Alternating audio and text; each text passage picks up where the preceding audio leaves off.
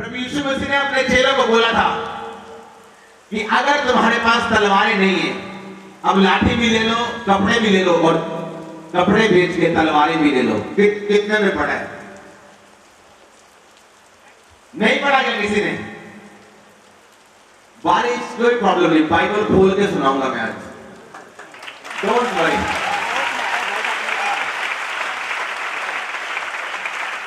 ये रिकॉर्ड हो रहा है, आप जानते भवन बनने वाला है, तो हम देखा करेंगे इसे,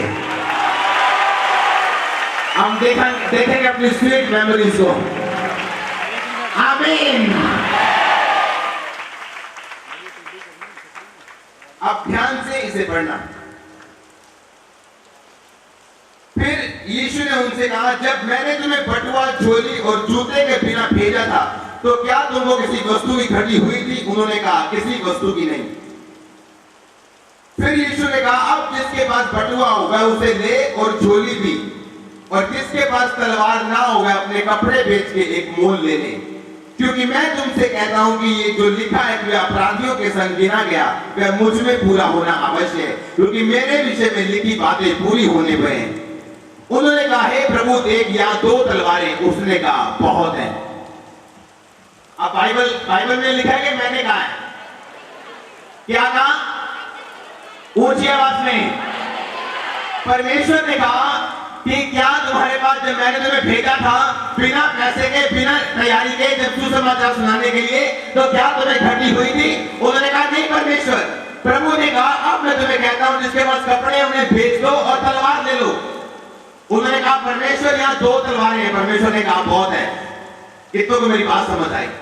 लेकिन जब आप बाइबल ध्यान से पढ़ते हैं, जब पतरस ने तलवार चला के उसका कान उड़ा दिया था, जो परमेश्वर यीशु मसीह को पकड़ने के लिए आया था, तो परमेश्वर ने कहा कि जो तलवार चलाएगा, तलवार के साथ क्या किया जाएगा? नाश किया जाएगा। कितने मेरी बात को समझ रहे हैं? परमेश्वर ने कहा था अपने चेलों को, जब मैंने तुम्हें बिना रोटी के, बिना कपड़ों के भेजा था, क्या तुम्हें घटी हुई थी? उन्होंने कहा, परमेश्वर नहीं, हमारा इंतजाम स्वर्ग से हुआ था। अब परमेश्वर कह रहे हैं, अब मैं तुम्हें कहता हूं, जाओ तलवारें मोल ले लो, क्योंकि अवश्य ये वचन पूरा होना कि वो अपराधियों के संग गिना गया है।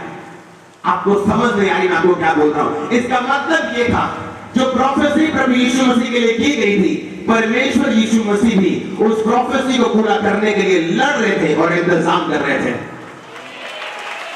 कितने समझ रहे मेरी बात को? बाइबल में लिखा, कोई भी प्रोफेसी अपने आप से पूरी नहीं होती जब तक आप लोग तैयार नहीं।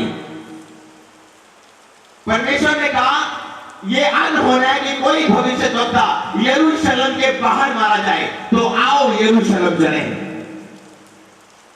पौलुस ने कहा तीमुथियुस को, जो भविष्यवाणियां तेरे विषय में की गई हैं, उनके अनुसार अच्छी लड़ाई को लड़ता रहे। भविष्यवाणियां कभी भी अपने आप पूरी नहीं होती। मेरी बात को ध्यान से सुनना। बाइबल में कितने सुसमाचार की पुस्तक है? 4। कितनी है? कौन कौन सा? मत्ती, मरकुस, लूका, यूहन्ना, है या नहीं? पर अगर आप बहुत सारी पिक्चर्स देखें जो प्रभु यीशु मसीह के ऊपर बनाई गई हैं, बहुत सारी 99% पिक्चर्स लूका सुसमाचार पे बनाई गई। क्यों? अगर आप बाइबल ध्यान से पढ़े तो बाइबल में जब एक हाथ, सूखे हाथ वाला व्यक्ति परमेश्वर के पास आता है, हर एक सुसमाचार प्रचारक ने, चाहे वो मत्ती हो, चाहे वो लूका हो, चाहे वो यूहन्ना हो, चाहे वो कोई भी हो, लूका के अलावा सबने कहा एक मनुष्य परमेश्वर के पास आया और उसका हाथ सूखा हुआ था, और परमेश्वर ने कहा अपना हाथ बढ़ा और उसका हाथ सीधा हो गया। पर अकेला लूका ऐसा व्यक्ति, ऐसा दास है परमेश्वर का, जिसने ये कहा कि एक व्यक्ति परमेश्वर के पास आया और उसका दाहिना हाथ सूखा हुआ था। कितनों को मेरी बात समझ आ रही? सिर्फ लूका ऐसा व्यक्ति है, बाकी सबने कहा पतरस की सास को बुखार था। सिर्फ लूका ऐसा व्यक्ति जिसने लिखा पतरस की सास को बुखार चढ़ा हुआ था। कितने मेरी बात को समझ रहे हैं? इसका मतलब क्या है? आपकी लाइफ जैसी है वैसे सुसमाचार को आप प्रेजेंट करते हैं। कितने मेरी बात को समझ रहे हैं? आप आपकी लाइफ जिस तरह की है उस तरह से आप सुसमाचार को क्या करते हैं, प्रेजेंट करते हैं, लोगों के सामने रखते हैं, जैसा आपका जीवन होता है। क्योंकि बाइबल बताती है लूका एक डॉक्टर था, एक वैद्य था। हालेलुया। अपने आप कुछ नहीं होगा। अपने पड़ोसी को बोलो अपने आप कुछ नहीं होगा, तुम्हें लड़ना और जीतना यीशु मसीह के नाम में। आज यंग लोग बोलते हैं हमें सेवा करनी है, हम पढ़ना नहीं चाहते। आप जब गलतियां करेंगे पुलपिट पे, लोग आपकी अनॉइंटिंग अगर होगी भी तो भी यकीन नहीं करेंगे। आज लोग बोलते हैं हम अमीर नहीं होना चाहते, जब आप गरीबी की वजह से सुसमाचार सुना नहीं पाएंगे तब आप सोचेंगे जरूर एक बार। लूका कौन था? एक डॉक्टर। अपने पड़ोसी को बोलो डॉक्टर। और उसी तरह से वो सुसमाचार थे।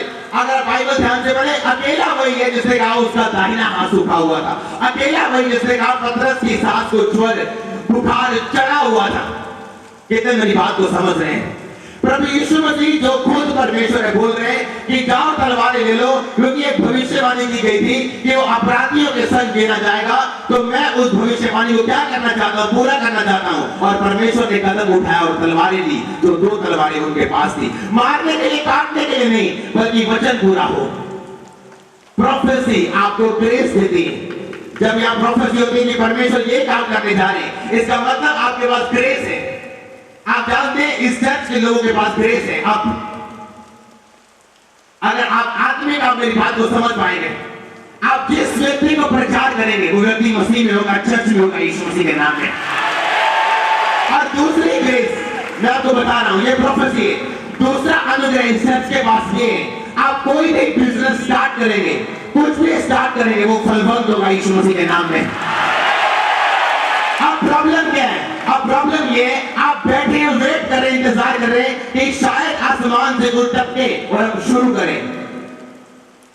प्रभु यीशु मसीह ने वेट नहीं की, इंतजार नहीं किया कि कौन से अपराधियों के संग। परमेश्वर ने कहा जाओ तलवारें ले लो, मैं अपराधियों के संग में गिना, जरूरी है मेरा गिना जाना। और परमेश्वर ने कहा, दूसरा कारण इसका ये था, अगर आप सोचे कि डाकुओं के विषय में कहा, दूसरा कारण इसका यह था कि परमेश्वर नहीं चाहते थे कि यरूशलेम के बाहर जाके वो मारे जाएं। इसीलिए वो सुरक्षा के साथ चल रहे थे कि जब मैं यरूशलेम पहुंचूं मैं तभी मारा जाऊं। एक बात ध्यान से सुनो, जिस दिन परमेश्वर ने अपने भवन से कबूतर बेचने वालों को बाहर निकाला, चेंज देने वालों को बाहर निकाला, उससे एक दिन पहले भी परमेश्वर उस भवन में थे या नहीं थे? हाँ या ना? अब परमेश्वर ये चाहते थे कि मैं पकड़ा जाऊं, तब उस दिन परमेश्वर ने वो पैसे इसलिए नहीं बिखराए और गले बेचने वालों को, कबूतर बेचने वालों को इसलिए बाहर नहीं निकाला क्योंकि शास्त्री और फरीसी वहां पे मौजूद नहीं थे। अगले दिन जैसे ही शास्त्री और फरीसी वहां आए, जो अपने आप को धार्मिक बोलते थे, परमेश्वर जानते थे मैं इनके पैसे पे जब चोट करूंगा ये तभी मुझे पकड़वाएंगे। और जब परमेश्वर ने पकड़वाने का टाइम नजदीक आया, परमेश्वर ने वो काम किया जहां से याजकों की कमीशन बंद हो गई, कबूतर बेचने चोर को मिलती थी। और जैसे ही परमेश्वर ने काम बंद किया, उन्होंने परमेश्वर को पकड़ा। और परमेश्वर नहीं चाहते कि यरूशलेम के बाहर पकड़े जाए, इसलिए परमेश्वर लड़े अपनी प्रोफेसी को पूरा करने के लिए। और आप बोलते हैं आपकी प्रोफेसी कब पूरी होगी? तब पूरी होगी जब आप लड़ेंगे और आप जीतेंगे यीशु मसीह के नाम में। मैं ज्यादा गहरा तो नहीं हो गया बाइबल में? समझ आ रही कि नहीं आ रही? आप सोचते कब? परमेश्वर कहता तब जब तू स्टेप लेगा, जब तू कदम उठाएगा। मैं आपको फिर कह रहा हूं, आपके पास 2 तरह की ग्रेस है अब अवेलेबल। आप जो भी काम स्टार्ट करेंगे, परमेश्वर आपको फलवंत करेंगे यीशु मसीह के नाम में। दूसरा, आप जिसके पास भी सुसमाचार सुनाने के लिए जाएंगे, वो आप पे यकीन करेगा। मेरी बात को ध्यान से सुना, वो आप पे यकीन करेगा। जाओ ऐसे व्यक्तियों के पास जो पहले आपने सुसमाचार सुनाया, उन्होंने आपकी बात नहीं सुनी, जाओ दोबारा। मैं आपको फिर कह रहा हूं, आप हैरान हो गए यीशु मसीह के सामर्थ्य नाम पे। कोई प्रोफेसी अपने आप पूरी नहीं होती जब तक आप उस प्रोफेसी को पूरा करने के लिए लड़ते और प्रयत्न नहीं करते। आपके दुश्मन को एक दिन आपके अभिषेक की जरूरत पड़ेगी अपनी प्रॉब्लम से बाहर आने के लिए। मैं आपको सच कह रहा हूं, आपके दुश्मन को एक दिन आपके अभिषेक की जरूरत पड़ेगी अपनी प्रॉब्लम से बाहर आने के लिए यीशु मसीह के सामर्थ्य नाम में। तारीफ करो सब जन परमेश्वर की फिर से। हालेलुया। हम उस अभिषेक के नीचे हम 10 घंटे खड़े होकर बंदगी कर सकते हैं। मैं आपको सच कह रहा हूं, हम 10 घंटे खड़े होकर भी बंदगी कर सकते हैं। आमीन। मैंने बिना आत्मिक पिता के सेवा की है और आत्मिक पिता के साथ भी करके देखी। आप जानते मेरा पहले विचार क्या होता था? पहले मैं सोचता कि मुझे परमेश्वर ने बहुत बड़ी सामर्थ्य के साथ चुना है, मुझे आत्मिक पिता की जरूरत नहीं। मैं आपको सच बता रहा हूं, ये मेरा विचार रहता था पहले कि मुझे आत्मिक पिता की जरूरत नहीं, क्योंकि परमेश्वर ने मुझे वरदान दिए और गिफ्ट दिए। सेवकाई में मैं था, मिरेकल होते थे, लेकिन खुद मेरी लाइफ जो थी वो पीस में नहीं थी, मैनेज नहीं थी। कभी एक बड़े परमेश्वर के दास के पास चले जाना प्रेयर कराने के लिए, कभी दूसरे के पास चले जाना। लेकिन जैसे ही मैंने अपनी लाइफ, क्योंकि वचन आजाद करता है, करता कि नहीं करता? अज्ञानता आपको नाश करती है और वचन आपको आजाद करता है।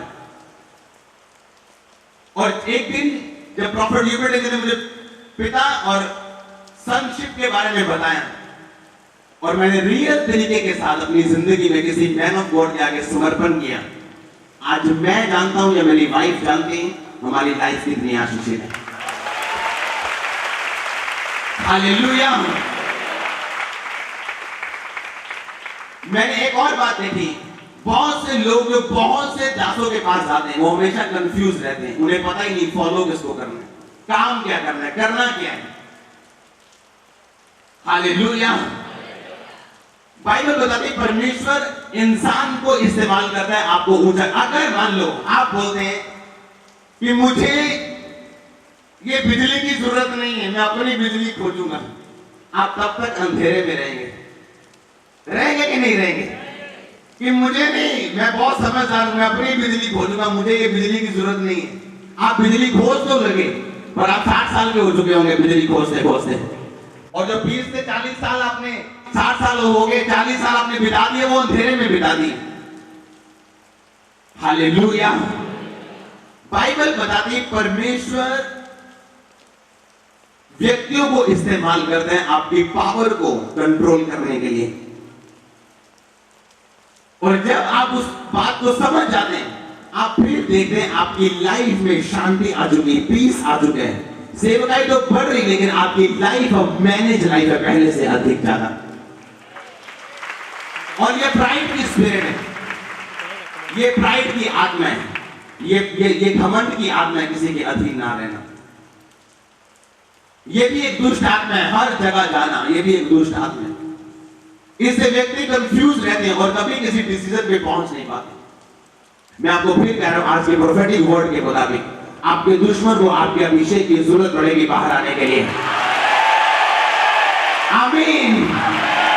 मैं बता रहा हूं, आपके अंदर जो अनॉइंटिंग है वो खतरनाक है।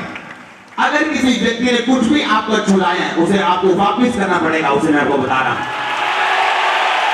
वो अभिषेक जो आपके अंदर है, मैं आपको फिर बता रहा हूं। आप जानते हैं यहूदा इस्करियोती ने परमेश्वर को पकड़वाया था, हाँ या ना? आप जानते यीशु मसीह से पहले यहूदा मरा था। आप जानते हैं कि नहीं जानते? यीशु मसीह के मरने से पहले यहूदा मरा था। यहूदा के पेट की आंतड़ियां बाहर आ गई थी, उसने अपने आप को फांसी लगा ली थी पेड़ पे, ट्री पे। और यीशु मसीह का भी लिखा कि वो ट्री पे चढ़ाया गया। यहूदा का भी लिखा उसने ट्री पे चढ़ के आत्महत्या कर ली। आपकी अनॉइंटिंग जो आपके अंदर है, मैं आपको फिर बता रहा हूं, ये डेंजरस अनॉइंटिंग है, ये प्लस अनॉइंटिंग है आपके लिए। हालेलुया। मैं जानता हूं आज गहरी गहरी गहरी हर बात गहरी हो रही, लेकिन मैं आपको सिखाना चाहता हूं जो परमेश्वर ने मुझे सिखाया।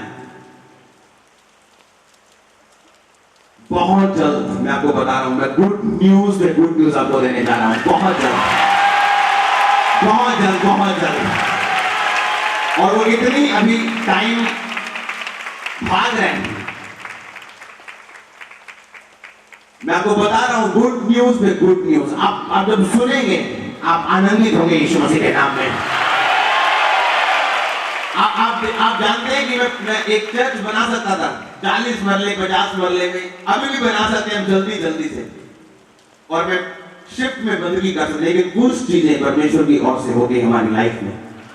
आमीन। एक दिन मैं प्रार्थना कर रहा था खास लोगों के लिए जो पुराने लोग हैं चर्च में। मैं एक चीज नोटिस कर रहा था कि ये लोग प्रार्थना में बहुत अच्छे हैं, ये इनकी प्रेयर लाइफ भी है, ये पवित्र टाइम में भी है, लेकिन इनके पास फाइनेंशियली बरकत क्यों नहीं है? परमेश्वर ने मुझसे कहा ये लोग बोते नहीं। बाइबल बताती है कुछ ब्लेसिंग्स आपके पास कभी नहीं आएंगी अगर आप बोने वाले व्यक्ति नहीं। मैं बाइबल से आपको प्रूफ कर सकता हूं, बिना बोने वाला व्यक्ति जो बोता नहीं वो व्यक्ति आत्मिक बिल्कुल नहीं।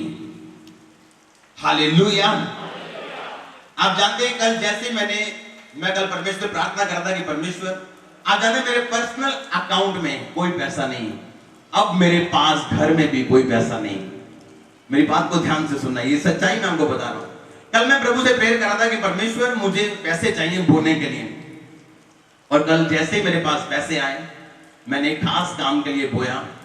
शाम को परमेश्वर ने मुझसे बात की, और मैं आपको आने वाले टाइम में गवाही दूंगा कि वो बोया हजारों लाखों कैसे उसने पैदा किया मिनिस्ट्री के लिए। हालेलुया। आप जानते हैं कई बार रास्ता बिल्कुल आपके पास होते हैं, सिचुएशन बिल्कुल आपके साथ होती, लेकिन वो रास्ते खुलते नहीं, आपकी आंखें कभी खुलती नहीं क्योंकि आप बोते नहीं। हालेलुया। बाइबल में परमेश्वर ने कहा अगर तू बोएगा, अब नए नियम में 10वां हिस्सा हम नहीं बोते क्योंकि 10वां हिस्सा पुराने नियम के अधीन था। नया नियम ये कहता है, जैसे बरनबास की सेवकाई कब शुरू हुई थी मैंने आपको बताया था, जब उसने अपनी प्रॉपर्टी बेच के लिखा प्रेरितों के पांव में रख दी। हाँ या ना? आपने कभी बरनबास को जो पुराने नए नियम में चमत्कार करता है उसकी शुरुआत नहीं देखी कि वो शुरू कहां से हुआ। वो एक विश्वासी था और बोने वाला विश्वासी था, और परमेश्वर ने उसको चुना। जब मैं बोलता हूं, आज मैं 10वां हिस्सा नहीं बोलता हूं, मैं हमेशा बढ़ा के बोलता हूं, क्योंकि मैं ये परमेश्वर को बोलता हूं, परमेश्वर जो लोग पुराने नियम के अधीन थे, थोड़े अनुग्रह के अधीन थे, अगर वो 10वां हिस्सा बोल सकते हैं तो मैं नए अनुग्रह के और बड़े अनुग्रह के अधीन हूं। और आप यकीन नहीं करेंगे, मेरी लाइफ, हमारी पर्सनल लाइफ, सेवकाई, एवरीथिंग, मैं आपको बता रहा हूं कि जिस हिस्से पे अब हमारी सेवकाई काम कर रही है, आने वाले कुछ दिनों, कुछ हफ्तों, कुछ महीनों में मैं आपको बहुत सी गुड न्यूज दूंगा। वो चीजें हमें आम लोगों से, मैं आपको बता रहा हूं, हमें आम सेवकाइयों से हमें अलग करेगी। मैं आपको बता रहा हूं, टोटल अलग। मैं आपको बता रहा हूं, ये घमंड नहीं है, मैं आपको बोने का और प्रेयर का रिजल्ट बता रहा हूं। हालेलुया। अगर आप ध्यान से बाइबल पढ़ें तो बाइबल में लिखा है मैं आसमान की खिड़कियां खोलूंगा, दरवाजे खोलूंगा। इब्रानी में उसका मतलब है वो गेट जो डैम पे लगा होता है कि पीछे पानी तो है, लेकिन गेट ना खुलने की वजह से अगला हिस्सा क्या है? सूखा हुआ है। परमेश्वर ने कहा मैं वो गेट खोल दूंगा, पीछे पानी तेरे पास इतना होगा, रखने के लिए भी जगह ना होगी। हालेलुया।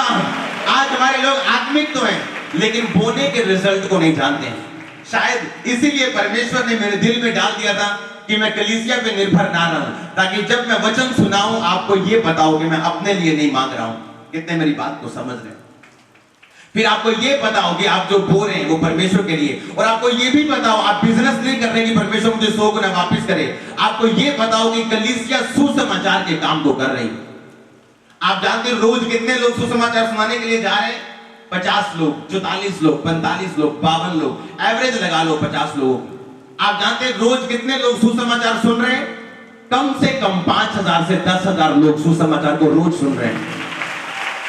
रोज मैं आपको बता रहा हूं, बस एक महीने में हम 3 लाख लोगों तक जा रहे हैं, और लगातार उसे 2-3 महीने हो चुके लोगों को जाते हुए।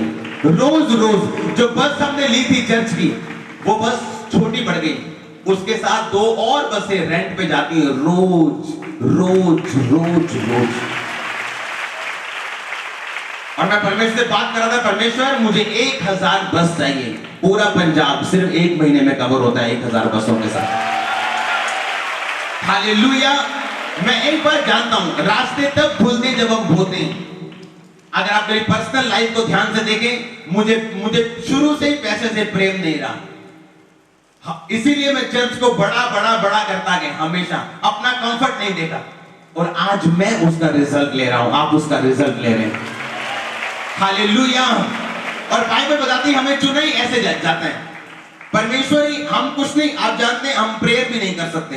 परमेश्वर फिलिपियों, गलातियों, और अगर आप नए नियम में पढ़े पौलुस की किताबें, तो लिखा वो जगत की उत्पत्ति से पहले आपको चुनता है और अपने कामों को आपके अंदर रखता है कि आप उसे कर सकें। हालेलुया। तो ये चुनाव हम अपने आप से नहीं करते। बाइबल में लिखा है जब तक हारून के जैसे, हारून का पद परमेश्वर की ओर से ठहराया गया था। हालेलुया। मैं आपको ये कहने की कोशिश कर रहा हूं, अगर हमें एक ऐसी जगह मिली, हमें एक ऐसा प्लेटफॉर्म मिला है, हमें एक ऐसी चर्च मिली और सेवकाई मिली जो सुसमाचार को सुनाने वाली, तो क्यों ना हम आगे आए, क्यों ना हम बोए, क्यों ना वो काम करें। मैं आपको फिर कह रहा हूं, सिर्फ 1000 बसों से पूरा पंजाब 1 महीनों में कवर होता है। पता है पंजाब में लोग कितने हैं? पता है कितने लोग हैं पंजाब में? कोई बोलता है 3 करोड़, कोई बोलता है 2.5 करोड़, कोई 7 करोड़। मैं 5 करोड़ लगा के चलता हूं। 1 महीने में 1000 बसें उसे खत्म करती हैं पूरे पंजाब को। हालेलुया। हम जानते हैं हम किस ओर जा रहे हैं, इसलिए मैं बोलना नहीं छोड़ता हूं, क्योंकि मैं जानता हूं मेरी प्लानिंग्स कितनी मर्जी बड़ी हो। कल एक बहुत बड़ा शेफ, मैं और मेरी वाइफ देख रहे थे, दुनिया का सबसे अच्छा शेफ, शेफ मतलब खाना बनाने वाला, एक हाईएस्ट शेफ जिसे बोलते हैं, जिसकी तनख्वाह करोड़ों में होती, जो दुनिया का बेस्ट शेफ, वो अपने वर्कर्स को एक कंपटीशन में एक सलाह दे रहा था। कहता हैव ए ड्रीम, कहता सपना रखो अगर कुछ करना चाहते हो तो। फिर कहता अगर सपना पूरा करना चाहते हो, कहता रिस्पॉन्सिबिलिटी लो उस सपने को पूरा करने के लिए और काम करो अपने सपने पे। कहता अकेला सपना मत रखो। दुनिया का सबसे बेस्ट शेफ उसे बोलते हैं, मार्को शायद उसका नाम है, वो अंग्रेज, वो गोरा है, मार्को उसे ऐसा बोलते हैं। वो ऐसे लोगों को जो मास्टर बनना चाहते हैं इन चीजों के, वो उनको सलाह दे रहा था। कहता बी ए ड्रीमर, कहता ड्रीम रखो अपने अंदर, पर कहता रिस्पॉन्सिबिलिटी और अपने आप को तैयार भी करो उस ड्रीम को पूरा करने के लिए, नहीं तो आप सिर्फ ड्रीमर कहलाएंगे, सपने देखने वाला, और कुछ नहीं कहलाएंगे। अगर हम सपना देखते हैं पंजाब को बचाने का, हम सपना देखते हैं काम करने का, आप जानते हैं अगर सिर्फ यही भवन बनाना मेरा सपना हो, तो ये सपना तो 1 साल में पूरा हो जाएगा, फिर क्या करेंगे आगे? मेरा एक चर्च का सपना नहीं है। आप हर 5 नाइजीरिया में ऐसी चर्च है, रिडीम्ड चर्च से बोलते हैं, आरसी चर्च से बोलते हैं। वो चर्च जिधर भी मुंह करके आप खड़े हो जाएंगे रोड पे, हर 5 मिनट के बाद उनका चर्च आता है। हालेलुया। मैं आपको फिर बता रहा हूं, अगर यही चर्च हमारा दर्शन होता तो ये खत्म हो जाता, पूरा हो गया। अभी लोग आते जाएंगे, सर्विस, दूसरी सर्विस, तीसरी सर्विस,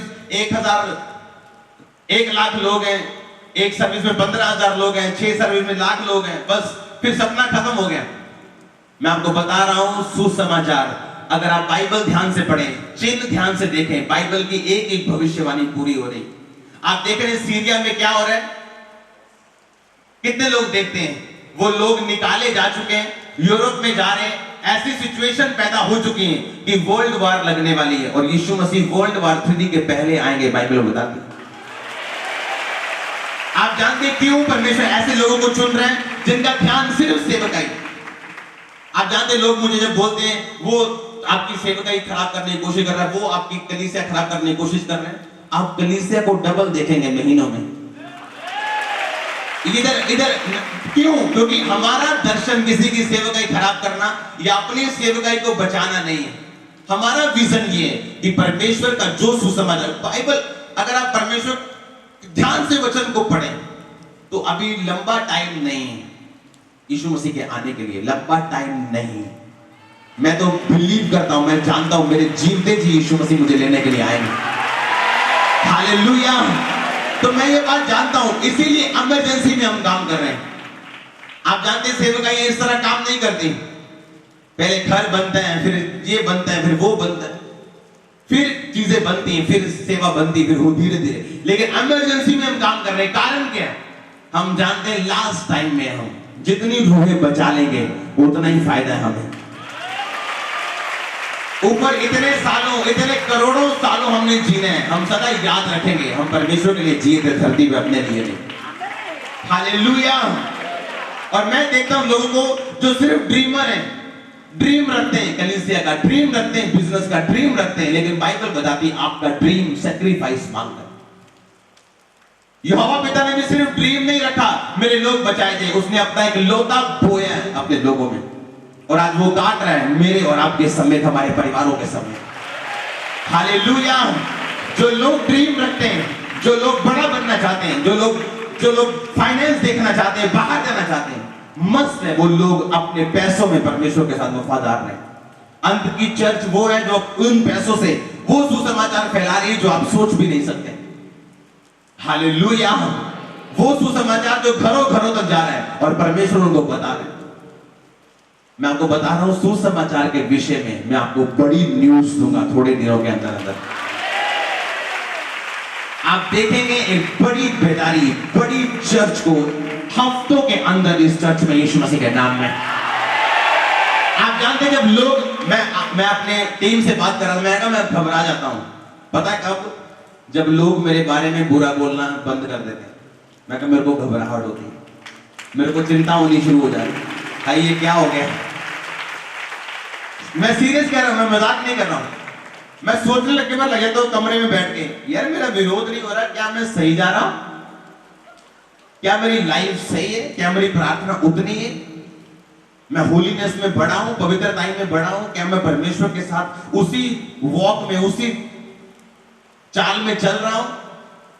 जैसे मुझे पता चलता है हाँ विरोध हो रहा है, लोग कर रहे हैं इधर उधर बहुत सारी चीजें, मैं कहता हूं परमेश्वर तेरा धन्यवाद।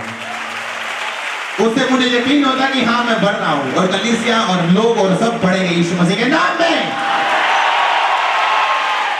मैं बता रहा हूं हमें कोई नुकसान क्यों नहीं कर सकता, हम अनटचेबल हैं। पहले यहूदा मरा, यीशु मसीह नहीं मरे, हाँ या ना? लोग बोलते हैं ऐसा हो गया वैसा हो गया। मैं एक बात लोगों को बताता हूं, और मैं टीम को बताता हूं कि हमें जो छूना चाहता है एक दिन पहले परमेश्वर उसे उठा लेंगे धरती पर से। ये प्रोफेसी है, मैं नहीं बोल रहा हूं, मैं आपको सही कह रहा हूं। और ये बात पास्टर नहीं कर सकता, ये अनॉइंटिंग है, अपोस्टलिक और प्रोफेटिक अनॉइंटिंग।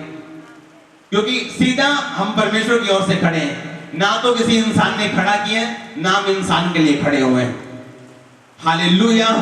मैं आपको इसीलिए बता रहा हूं कि जो व्यक्ति आपके दुश्मन है, आपकी अनॉइंटिंग की उन्हें जरूरत पड़ेगी अपनी प्रॉब्लम से बाहर आने के लिए। और एंड टाइम में हम मरने के लिए नहीं उठे, यीशु मसीह हमारे लिए मर चुके हैं, हम जीने के लिए उठे हैं यीशु मसीह के लिए। हालेलुया। मैं एक बात जानता हूं, मेरी कॉलिंग में मेरी सुरक्षा है। जब तक मेरी भुलाहट पूरी नहीं होती कोई मुझे छू नहीं सकता। मेरी भुलाहट मैं अपनी उम्र जानता हूं कितनी है, इसलिए मैं आपको फिर बोल रहा हूं एंड टाइम में अपना दिमाग सुसमाचार को फैलाने में रखो। आमीन। कुछ लोग ड्रीम दर्शन बोते क्या है? कुछ भी नहीं। करते क्या है? कुछ भी नहीं। मुझे आज भी याद है, हमने वो चीजें बोई हैं जिन पे हमारी जिंदगी निर्भर करती है। पूरा अकाउंट बोया, पूरे चीजें बोई हैं परमेश्वर के लिए, और आज हम यहां पे हैं। हालेलुया। सिर्फ ड्रीमर मत बनो, शेख चिल्ली मत बनो जो सिर्फ मंजे में बैठा शेख चिल्लियां मारता और सोचता मैं बड़ा व्यक्ति बन गया हूं। आपको रिस्पॉन्सिबिलिटी उठानी, आपको ये माइंड के साथ चलना है कि आप सुसमाचार, मैं अकेला नहीं, आप मेरे साथ हैं, मैं आपके साथ और परमेश्वर हमारे साथ। हालेलुया। हम सुसमाचार सुनाने के लिए चुने गए।